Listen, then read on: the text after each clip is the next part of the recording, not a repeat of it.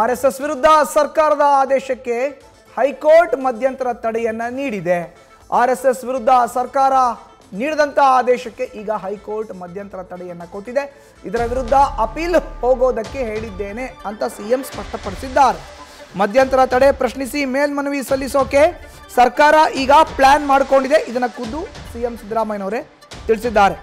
ಗೃಹ ಸಚಿವ doctor G Parameshwar ರಿಂದಲೂ ಮೇಲ್ಮನವಿ ಬಗ್ಗೆ ಮಾಹಿತಿ ಲಭ್ಯ ಆಗ್ತಾ ಇದೆ.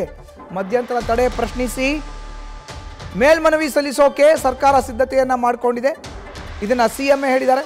ಇನ್ನು ಧಾರವಾಡದ ಬೆಂಚ್ನಲ್ಲಿ ನ್ಯಾಯಮೂರ್ತಿ ನಾಗಪ್ರಸನ್ನ ಪೀಠದಿಂದ ತಡೆಯಾಜ್ಞೆ ಸಿಕ್ಕಿದೆ. ದ್ವಿಸದಸ್ಯ ಪೀಠಕ್ಕೆ ಮೇಲ್ಮನವಿ ಸಲ್ಲಿಸಲು ಸರ್ಕಾರ ಈಗ ನಿರ್ಧಾರ ಮಾಡಿದೆ.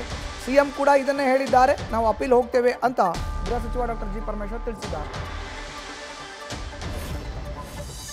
ಧಾರವಾಡದಲ್ಲಿ ಸ್ಟೇ ಕೊಟ್ಟಿದ್ದಾರೆ, ಅದು ಅದ್ರ ಮೇಲೆ ಅಪೀಲ್ ಆಗ್ತೇವೆ. ಅದಕ್ಕೆ ಅದರ ವಿರುದ್ಧ ಜಡ್ಜ್ಮೆಂಟ್ ವಿರುದ್ಧ ಆರ್ಡರ್ಸ್ ವಿರುದ್ಧ ಅಪೀಲ್ ಆಗ್ತೇವೆ. ಸ್ಟೇ ಆರ್ಡರ್ಸ್ ಕೊಟ್ಟಿದ್ದಾರಲ್ಲ ಅದ್ರ ವಿರುದ್ಧ ಅಪೀಲ್ ಆಗ್ತೇವೆ. ಧಾರವಾಡದಲ್ಲಿ ಸ್ಟೇ ಕೊಟ್ಟಿದ್ದಾರೆ, ಅದು ಅದ್ರ ಮೇಲೆ ಅಪೀಲ್ ಆಗ್ತೇವೆ. ಅದಕ್ಕೆ ಅದರ ವಿರುದ್ಧ ಜಡ್ಜ್ಮೆಂಟ್ ವಿರುದ್ಧ ಆರ್ಡರ್ಸ್ ವಿರುದ್ಧ ಅಪೀಲ್ ಆಗ್ತೇವೆ. ಸ್ಟೇ ಆರ್ಡರ್ಸ್ ಕೊಟ್ಟಿದ್ದಾರಲ್ಲ ಅದರ ವಿರುದ್ಧ ಅಪೀಲ್ ಆಗ್ತೇವೆ. ಈಗ ತಡೆಯಾಜ್ಞೆ ನೀಡಿದೆ. ಜಸ್ಟಿಸ್ ನಾಗಪ್ರಸನ್ನ ಅವರ ಬೆಂಚ್ ಮುಂದೆ ಹೋಗಿದ್ದು ತಡೆಯಾಜ್ಞೆ ಕೊಟ್ಟಿದ್ದಾರೆ. ಅದಕ್ಕೆ ಈಗ ಡಬಲ್ ಬೆಂಚ್ಗೆ ಅಪೀಲ್ ಹೋಗ್ತಾ ಇದ್ದೀವಿ. ಈಗಾಗಲೇ ಮುಖ್ಯಮಂತ್ರಿಗಳು ಇನ್ಸ್ಟ್ರಕ್ಷನ್ಸ್ ಕೊಟ್ಟಿದ್ದಾರೆ ಅಪೀಲ್ಗೆ ಹೋಗಬೇಕು ಅಂತ ಹೇಳಿ. ಅಪೀಲಿಗೆ ಹೋಗ್ತೇವೆ.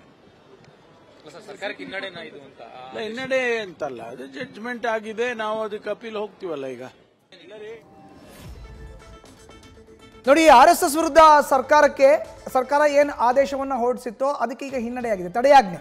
ಬಟ್ ಸರ್ಕಾರ ಇದನ್ನು ಒಪ್ಕೊಳ್ಳಲ್ಲ. ಇದು ತಡೆಯಾಜ್ಞೆ ಹಿನ್ನಡೆ ಅಲ್ಲ ಅಂತ ಹೇಳ್ತಾ ಇದ್ದಾರೆ. ಖುದ್ದು ಗೃಹ ಸಚಿವರು ಕೂಡ ಇದ್ರ ಬಗ್ಗೆ ರಿಯಾಕ್ಷನ್ ಕೊಟ್ಟಿದ್ದಾರೆ. ಮುಖ್ಯಮಂತ್ರಿಗಳು ಕೂಡ ರಿಯಾಕ್ಷನ್ ಕೊಟ್ಟಿದ್ದಾರೆ. ಇವತ್ತು ಮಾಧ್ಯಮಗಳ ಮುಂದೆ ಮಾತನಾಡಿದಂಥ ಮುಖ್ಯಮಂತ್ರಿ ಸಿದ್ದರಾಮಯ್ಯನವರು ಈ ಮಧ್ಯಂತರ ತಡೆ ಏನು ಬಂದಿದೆಯಲ್ಲ ಇದಕ್ಕೆ ಅಪೀಲ್ ಹೋಗಲಿಕ್ಕೆ ತಿಳಿಸಿದ್ದೀನಿ ಅನ್ನೋ ಒಂದು ಪ್ರತಿಕ್ರಿಯೆಯನ್ನು ಕೊಟ್ಟಿದ್ದಾರೆ. ಇತ್ತ ಗೃಹ ಸಚಿವ ಡಾಕ್ಟರ್ ಜಿ ಪರಮೇಶ್ವರ್ ಕೂಡ ಅಷ್ಟೇ, ಇದಕ್ಕೆ ಅಪೀಲ್ ಹೋಗ್ತೀವಿ, ನಾವು ಇದ್ರ ಬಗ್ಗೆ ಈಗಾಗಲೇ ಚರ್ಚೆ ಮಾಡಿದ್ದೀವಿ ಅನ್ನೋ ಒಂದು ಮಾತನ್ನು ಹೇಳಿದ್ದಾರೆ. ಅಂದರೆ ಮಧ್ಯಂತರ ತಡೆಯನ್ನು ಪ್ರಶ್ನಿಸಿ ಮೇಲ್ಮನವಿಯನ್ನು ಸಲ್ಲಿಸೋಕೆ ಸರ್ಕಾರ ಈಗ ನಿರ್ಧಾರ ಮಾಡಿದೆ. ನವೆಂಬರ್ 2ನೇ ತಾರೀಕು ಕಲಬುರಗಿ ಜಿಲ್ಲೆಯ ಚಿತ್ತಾಪುರದಲ್ಲಿ ಪಥಸಂಚಲನ ವಿಚಾರಕ್ಕೆ ಸಂಬಂಧಪಟ್ಟಂತೆ ಏನು ಸರ್ಕಾರದಿಂದ ಜೊತೆಗೆ RSS ಮಧ್ಯೆ ಒಂದು ತಿಕ್ಕಾಟ ಇತ್ತು. ಇದಕ್ಕೆ ರಾಜ್ಯ ಸರ್ಕಾರ ಕ್ಯಾಬಿನೆಟ್ನಲ್ಲಿ RSS ಎಲ್ಲಂದ್ರಲ್ಲಿ ಹೇಗಂದ್ರೆ ಹೇಗೆ ಪಥಸಂಚಲನ ಮಾಡೋದು, ಕಾರ್ಯಕ್ರಮಗಳನ್ನು ಆಯೋಜನೆ ಮಾಡೋದು ಮಾಡಬಾರ್ದು.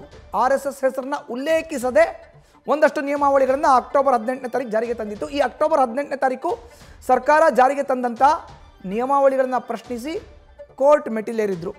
ಈಗ ಅಲ್ಲಿಂದ ಮಧ್ಯಂತರ ತಡೆಯಾಜ್ಞೆ ಬಂದಿದೆ. ಅಂದರೆ ಸರ್ಕಾರಕ್ಕೆ ಇದು ಹಿನ್ನಡೆ ಅಂತಾನೆ ಇಲ್ಲಿ ಉಲ್ಲೇಖಿಸಬಹುದು. ಈಗ ಇದಕ್ಕೆ ಅಪೀಲ್ ಹೋಗಲಿಕ್ಕೆ ರಾಜ್ಯ ಸರ್ಕಾರ ತೀರ್ಮಾನವನ್ನು ಮಾಡಿದೆ.